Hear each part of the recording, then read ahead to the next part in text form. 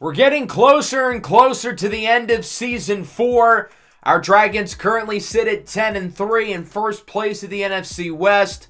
And right now we're in a really good spot as we look to clinch our very first division title within the next couple of weeks and get back to the NFL playoffs for a second consecutive season.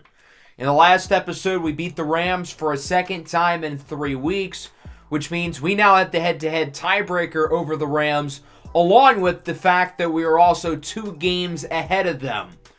Now, Seattle, I think, certainly still is a shot within this divisional race because we still have to play against them in Week 17, and they beat us earlier in the season.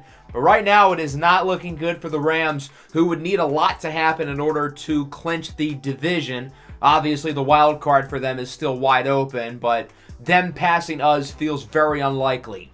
We passed the Falcons and have become the number 1 overall seed in the NFC. So if we win out, we will host the NFC playoffs, and the NFC will run through St. Louis, which would be amazing.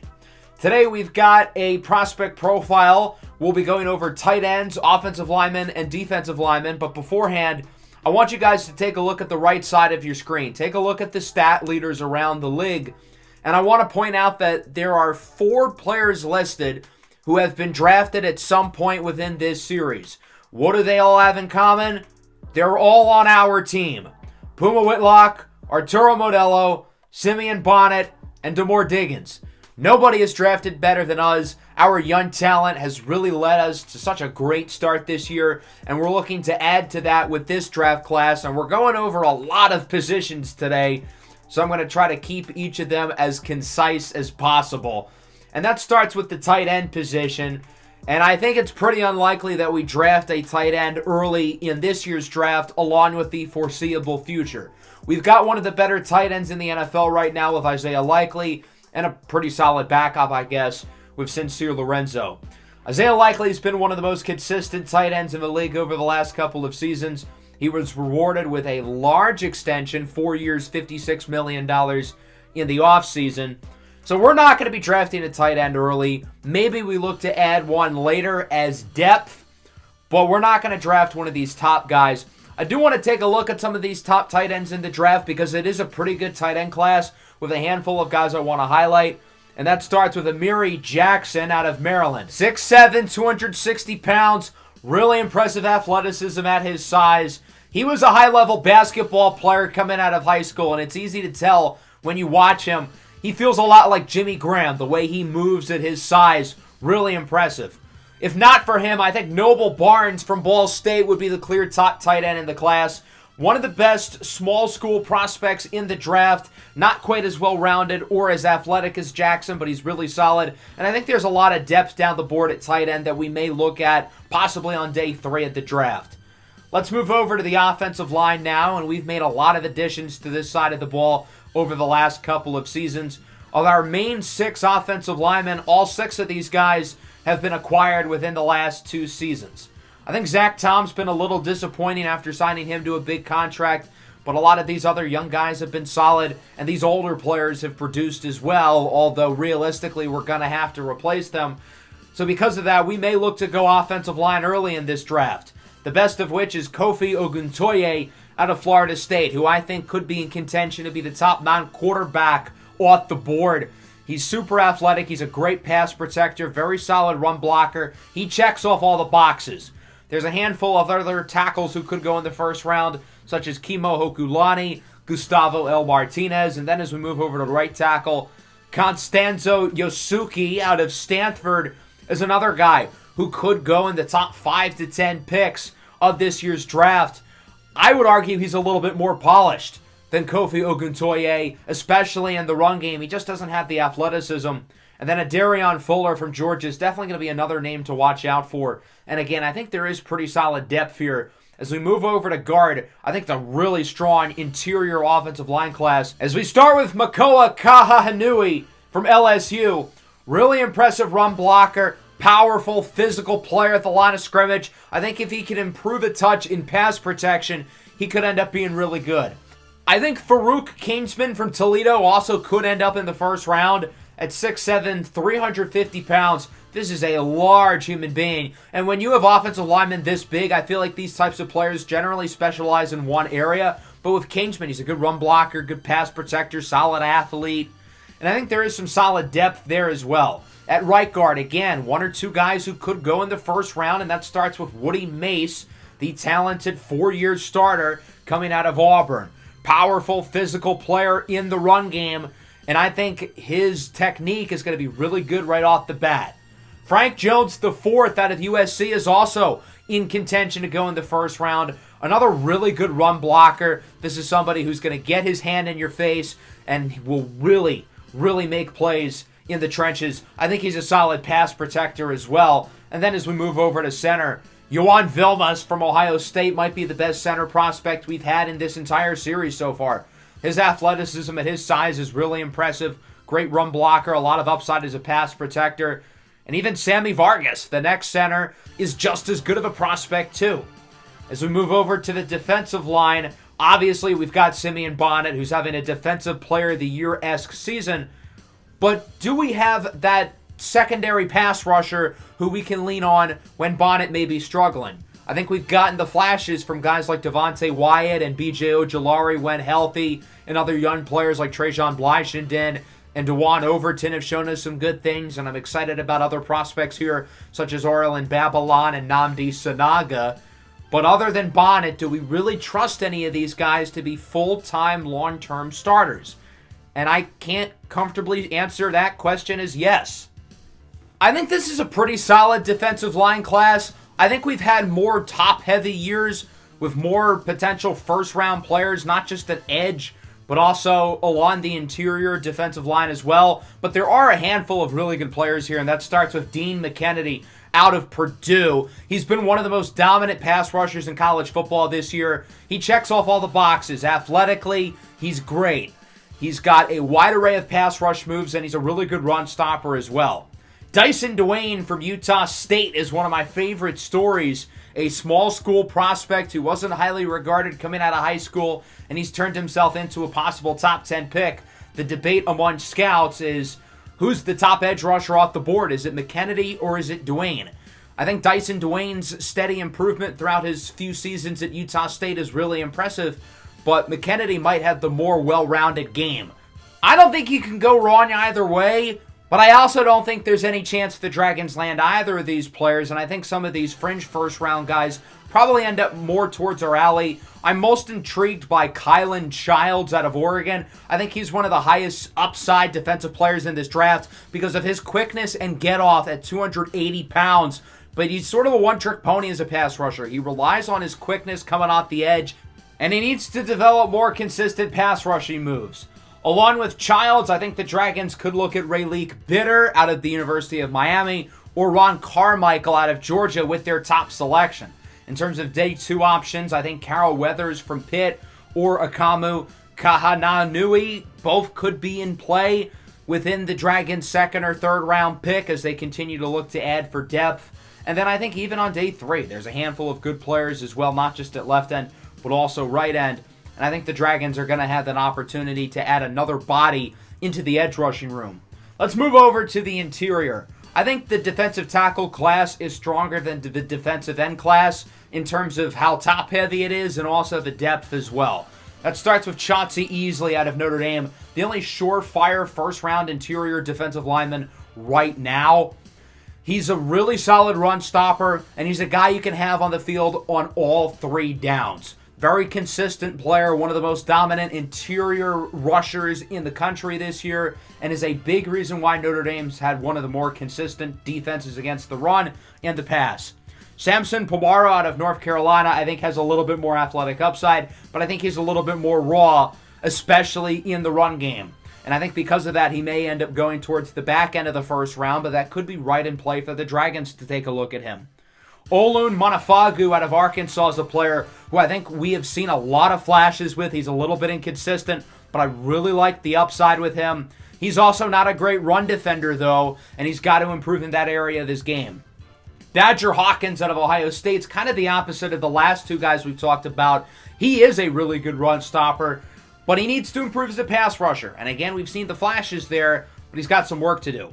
Ladarius Winston out of Georgia also could end up in the first round. And then looking down the board, Seth Middlebrook from Iowa State, Jason Karamoa, Alan Sessions, Abdul Donaldson, all solid players. And even on day 3, a lot of guys who I think could become pretty good pros. The Dragons have really only drafted defensive linemen on day 3 throughout this series. So it'll be interesting to see if we change that trend and go with one early, or if we stick with what we've been doing and have been able to get guys like Trajan Blanchenden and Dwan Overton out of. Let's now bring our attention back to the current Dragons, who, as we know, not only currently lead the NFC West, but are also currently the number 1 seed. We're facing off against the Patriots team, who has won a Super Bowl in this series back in Season 2. Last year, they completely regressed to the mean. This year, they've been a lot better and are currently the top team out of the playoffs in the AFC. Of course, led by Mac Jones, who's developed a lot better than he has in real life. And for his play, he's on a very team-friendly contract, only making around $20 million a year. The Patriots have a solid group of skill position players led by Chase Hunter, the former top draft pick out of the University of Missouri, who's developed into a really solid player here in his 3rd season. I'm most scared of this defense, though, especially the secondary with a great safety duo and some really good corners as well. They have one of the best secondaries in the NFL. Their pass rush is a little bit lackluster, so ideally the hope is that Puma Whitlock is going to have time to make plays and these receivers eventually get open. And we can also get the run game involved. With DeAndre Swift out of the lineup the past couple of weeks, we haven't been able to really run the ball consistently. Swift should be healthy next week. It would have been nice to have him today, though. Not just because we're facing off against a not-so-good run defense, but it's snowing. And you would have to imagine that this is going to favor running the ball over passing it. So I think the snow actually comes to our disadvantage, because I trust us a lot more throwing the ball with how well Puma Whitlock has played over the last month as opposed to running it. So New England starts with the ball, 3rd and 4 for Mac Jones and the offense. Receiver in motion, Jones with a play-action fake, looks to throw it, has time, looking up the middle. He fires for Juju Smith-Schuster, who is leveled by John Johnson, but not before bringing it to the 34 for a New England Patriot first down. The Dragons' defense has been playing mostly good football as of recent, but New England's offense looks good so far. Jeremy Allen Jr. gets hit hard, though, by Owen Popo, but not before getting the first down. Mac Jones, 5 of 5 thus far, as he hands it off for J.K. Dobbins, who walks into the end zone for a touchdown. The Patriots in the snow march down the field, score a touchdown. They lead it 7-0. Here's the Dragons' offense. Puma Whitlock and the boys. Puma fires for Arturo Modelo, who brings it to the 44. Puma, of course, is now the new favorite for the NFL MVP, and his connection with Modelo is a big reason why, as he rolls out to the right, under pressure, short throw for the backup tight end, Sincere Lorenzo, who gets 11, and Puma Whitlock is banged up. Not ideal. It's not a serious injury. He ended up pulling a hammy, and he'll be able to return to the game after just missing one play. 2nd and 12. Puma under pressure as Tykeem Keon Jr., who gets it all the way to the 4, wrapped up by Jabril Peppers. A big play there for the Dragons. Nice snag by Keon. And St. Louis is inching very close to the end zone as Puma Whitlock calls an audible play-action fake for Henry. Puma rolls out to the right. He fires for Isaiah Likely, who's in with a touchdown. The hamstring looked fine on that play. Isaiah Likely's doing flips and cartwheels and somersaults across the end zone as we're tied at 7. Both quarterbacks currently a combined 11 for 11. Make it 12 of 12. Nobody's missing throws. Jones connects with Chase Hunter, who brings it to around midfield. Into the second quarter, still no incompletions so far, as Mac Jones' pass is caught by Jeremy Allen Jr. for a first down. Mac now 8 of 8. While both quarterbacks combined are 14 for 14. I would have thought the snow would have hurt the passing game, but clearly not. 2nd and 10. Jones under pressure. He's sacked. Simeon Bonnet brings him down, and Mac Jones is hurt on the play. It doesn't look like a serious injury. Again, he ended up bruising his shoulder. But for now, it's Javonte Washington, the second-year pro out of Ole Miss, who comes in the game at quarterback. 3rd and 21. Washington under pressure from Blanchenden, and he throws it away. The first incompletion comes by a backup. Mac Jones should be able to return for the next drive, but certainly not the ending to the possession that New England hoped for. They will get an amazing punt down at the 3, out of bounds. What a punt! Chance Matumolo leads the offense out on the field. I don't know why. Puma Whitlock's playing quarterback. He heads it off for Derrick Henry with blocks. Gets by a defender and gains around 21 yards. Big run for Derrick Henry to get the Dragons out of safety territory, and now with an opportunity to actually move the ball. 2nd and 1. Puma on the run, goes short for Isaiah Likely. Jukes away from a defender and gets around 9. Puma Whitlock now 7 of 7, clicking on all cylinders, continuing to show the NFL world why he deserves to be the MVP. 2nd and 5. Puma's under pressure with a rocket. Downfield, it's caught! Into the red zone at the 12. It's guess who? Arturo Modelo, who makes the play, as now the Dragons have it at the 6. 3rd and 4. Puma Whitlock under some pressure, rolls out, and he is sacked. Christian Barmore and Matthew Judon, body built by Taco Bell, with half a sack each, and the Dragons are going to have to settle for 3. Cameron Dicker, the kicker's kick is good, and the Dragons take their first lead of the game. It's now 10-7. Mac Jones back in at quarterback. Both QBs have not missed throws yet, despite both getting injured. Jones under pressure, he's sacked. Javon Kinlaw brings him down. Good to see Kinlaw healthy, making plays. He's normally not healthy, but when he's in there, he's usually very productive. 3rd and 11. Jones is incomplete. Finally, that's Devin White in coverage. Yes, Devin White is back healthy after missing the last month. It is so big to have him back in the lineup. As Arturo Modelo drops the pass, Gonzalez with the deflection. That's Puma Whitlock's first incompletion of the game, and it's not even off of a bad throw. 3rd and 2, he goes short for Juskins under a ton of pressure, and Juskins loses 3. Big stop by New England. That's Jawan Bentley who brings him down. And after a slow start defensively, both defenses are starting to pick it up. Dragons still lead 10-7. 2nd and 1. It's Braxton Merkenburk, the rookie out of the University of Washington, who brings it to the 43. 2nd and 6 now. Downfield, it's Hunter, who makes an incredible catch, and he's out of bounds at the 23. What a grab by Chase Hunter, who mosses Jeff Okuda. An incredible grab by the third-year wideout from Missouri. Jones for the sideline. It's hauled in by the tight end, Mike Gesicki. Mac Jones is firing on all cylinders. He's 13 for 15 with a $153. 1st and goal. Gesicki breaks a tackle. He's in for a score. What a drive by Macaroni and Cheese Man himself, Matthew McCorkle Jones, as the Patriots are back on top. It's 14-10.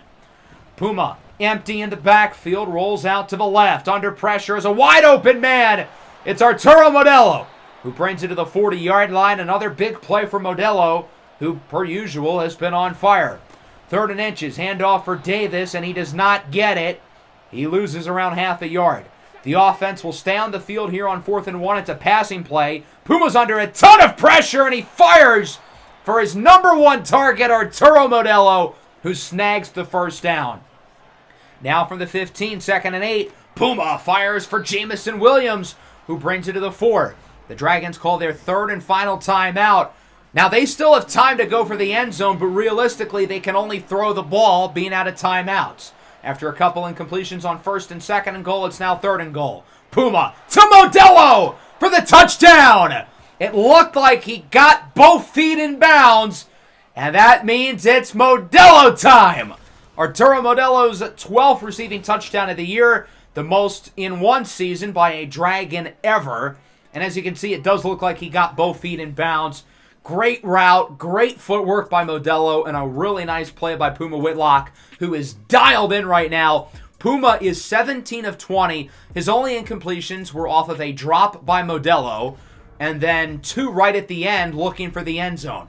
Mac Jones, though, has been just as efficient, 13 of 15. As we take a look at our halftime report around the league, we'll start in Houston. The Texans have been one of the best teams in the league this year. They lead the NFL in point differential by a lot. They trail, though, 10-7 against the Steelers. We've got a high-scoring affair in Dallas, 31-21. Oh, now Dallas wants to start playing well at 3-10. Their young receiver, Dynamite Williams, has 4 catches for 191 yards and 3 touchdowns. And then in Cleveland, the Browns on upset alert. They trail to the 2-11 Tennessee Titans. They lead at 21-7. As we go into the second half, it's been a hard-fought battle so far. Puma Whitlock looks great, but we need to be able to run the ball in the snow. We haven't been able to run the ball much again today. And then on the other side of the ball, the pass defense really hasn't been all that good. Mac Jones has carved us up to this point, and luckily we're winning. But Mac Jones has been brilliant. To start the third quarter, 3rd and 8. Puma throws out of the sack, but he is incomplete. Good pressure there by Hendon Clearwater, the rookie. That'll force a punt. New England gets it. First down, play action. Jones under pressure, looking downfield. It's caught. Chase Hunter makes a great play coming back to the ball, and he brings it to the 36. Hunter has looked really impressive in this one. 2nd and 11. Jones looking downfield. This time it's Juju Smith-Schuster, who's been one of the better wide receiver 2s in the NFL behind Hunter in this potent New England offense. 2nd and 10, pass for 50. Jones looks downfield again. It's Chase Hunter who brings it to the 22-yard line. It's been much of the same from the first half into the second. Mac Jones continuing to carve up the defense in all 3 levels of the field. Play action. Jones looking for the end zone. Wide open is Hunter for the touchdown. I don't know how Chase Hunter can escape to be that wide open. He's the best playmaker on the field. Somebody's got to be near him at all times. And it's now 21-17. On 2nd down, Puma Whitlock is sacked. Again, it's Hendon Clearwater who brings him down. And so that'll lead to a giant 3rd and 12 for the Dragons. They certainly do not want to let New England getting the ball back with the lead. Puma looking for the sidelines. It's hauled in by Arturo Modelo for the first down. Modelo with 6 catches for over 120 yards and a touchdown, doing his usual stuff today. 3rd and 11. Puma looking for the other side of the field. It's Jamison Williams who comes down with it to the 42. Modelo's obviously stolen the show. He's the clear wide receiver 1 now in this offense. But Jamison Williams is having a career year too. On 3rd down, Modelo loses control, cannot hang on, and he is injured. It's not going to be a serious injury, but he's going to miss probably the rest of the game. A big loss for the offense. They're still going to go for it, and Puma Whitlock gets it on the ground, sliding for a gain of 6. The Dragons are going to have to operate without their best offensive playmaker the rest of the way. It's going to be a challenge, though, unless Isaiah Likely is that wide open. Likely will put the Dragons back on top. His 2nd touchdown of the game, his 8th of the year. Likely has scored 8 touchdowns in each of the last 2 seasons as well. And it's now 24-21. There's Juju Smith-Schuster. He gets the first down to the 46-yard line. New England looking to quickly respond back. Juju doing his usual zesty stuff. 3rd and 6. Jones looks downfield. It's broken up by Cam Lucifer II. He should have caught it, but gets the stop nonetheless, and the Dragons have it back on offense. On 1st down, Puma on the run has Isaiah Likely. He's out of bounds at the 30 for a gain of 17. As this game goes along, the Dragons are going to want to chew clock and run the ball, but don't fix it if it ain't broke. Jamison Williams with the first down, quickly hit by Christian Gonzalez, but he's able to hold on to the football. 2nd and 3 now from the 34. Handoff for Juskins, and he is laid down by Christian Barmore for a loss of 3. Now it's a 3rd and 6. The Dragons have to go back to the pass, and it's Tykeem Keon Jr. who drops it. That ball was right in his hands. How did he not hold on? Keon had a really bad drop like that last week. The Dragons are going to go for it again. Puma scrambling, floats it up for Dortch, and he drops it. I get that's a tough catch to hang on to, and Puma probably should have gotten rid of the ball earlier, but it was in his hands. The Dragons have been awfully aggressive on 4th down. It's worked mostly today, but not that time. Big run by Jeremy Allen Jr. to the 44. New England looking to respond quickly as it's now a 3rd and 11 from the 44. Jones looks to throw it, backs up in the pocket and is incomplete as he looks for Juju. No Chase Hunter on the field. He got injured as well. Both teams now without their number 1 receivers as New England would decide to punt and the Dragons get it back on offense. 2nd and 9. Play action. Puma on the run, looking downfield. It's caught! A dot into the hands of Griffin Weaver III, who brings it to the 45. Leave it to the Dragons to throw the ball when they're supposed to chew clock after a couple runs. 3rd and 3. Here's Juskins with wide open room. He's gone! A 48-yard touchdown for Darwin Juskins. That's about as easy of a score as you'll find. Shout out to the offensive line for paving the red carpet, and good job by Juskins to execute. Finally, the Dragons break off a big run. New England back with it. Not for long. Jones is picked by Jabril Fofana, who gets it to the 33, as Orlin Babylon is hurt. Jabril Fofana played so well when Devin White was injured. The Dragons are giving Fofana some extra playing time, even with White back in the lineup. 3rd and 8. Juskins only gets 6. Nice tackle there by New England, and the Dragons are going to go for it again. Puma hands it off for Tornado Davis, and he gets it. The Dragons now 3 for 4 on 4th down conversions today. Now a 3rd and 3. First play following the 2-minute warning. The Dragons go back to the air, and it's broken up. Good coverage by New England. Jamison Williams, the intended target. He's gotten a ton of looks with Modelo out of the lineup, and he's done a pretty good job. Dragons go for it again. It's a pass. Nobody's open except for the middle of the field, and Puma Whitlock takes advantage and will scramble for it. The Dragons now 4 for 5 on 4th down today. 3rd and goal. It's a run with Juskins, and he is tackled behind the line of scrimmage at the 6-yard line. That's not going to stop the Dragons from going for it again. Their 6th 4th down try today. It's a pass. Puma in empty. It's broken up. Aaron Mayer, the rookie out of USC, the intended target, and it's broken up there by Zach Harrison. New England's going to get it back with a minute left on the clock, down by 10 and with no timeouts. In other words, it's not looking good, but they're hanging on for dear life as Gesicki makes a nice play there to the 29. On 1st down, here's Jones under pressure. He's sacked. Simeon Bonnet with his 2nd of the game. After running a no-huddle and an incompletion, it's 3rd and 19 with 9 seconds left. Jones looks to throw it under pressure. He's sacked again. That'll do it. Back-to-back sacks for Simeon Bonnet. His 3rd of the game. He's now at 18.5 on the season. And the sack record is back within reach for Bonnet, who would need 4.5 over the next 3 weeks. The Dragons win it 31-21. St. Louis is now 11-3 on the year with a hard-fought win on the road in the snow against a really solid Patriots team. The offense really clicked again. 500 yards on that side of the ball. We were super aggressive on 4th down, despite only being 6 of 15 on 3rd down conversions. We went for it 6 times, converting 4.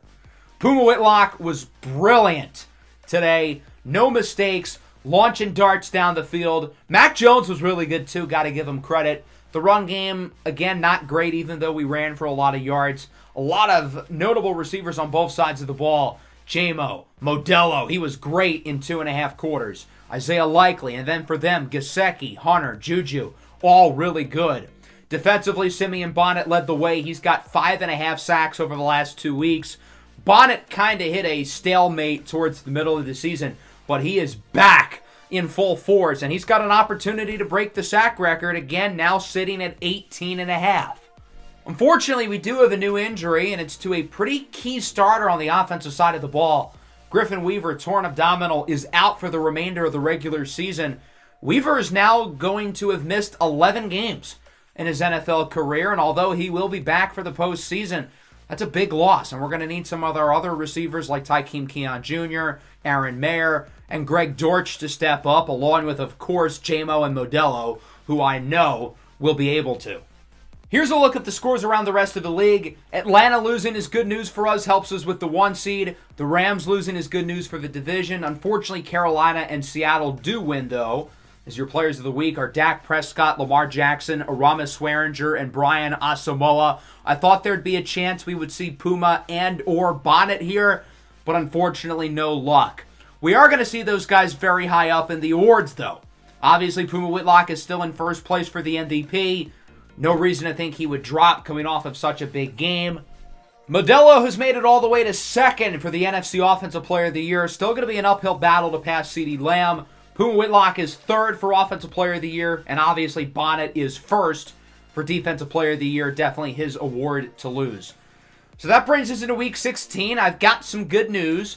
The Dragons are one of 3 teams to officially clinch a playoff spot, and we're the first to do so in the NFC, the only team in the conference with 11 wins, and obviously still the number 1 seed, while the number 1 seed in the AFC is the Kansas City Chiefs.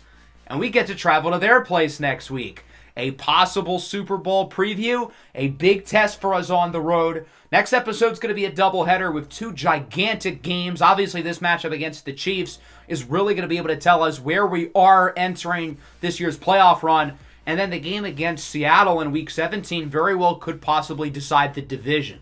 If we win that game, we will win the NFC West 100%. If we lose, though, things kind of get weird because Seattle's going to have the head-to-head tiebreaker over us. So next episode should be a lot of fun as our Dragons look to position ourselves nicely going into the playoffs with a team that, I think for the first time in this series, has a legitimate shot at competing for a championship with how well these guys have played on both sides of the ball over really the entire season. I hope you guys enjoyed. Make sure to leave a like and subscribe to the channel if you are new. Peace out.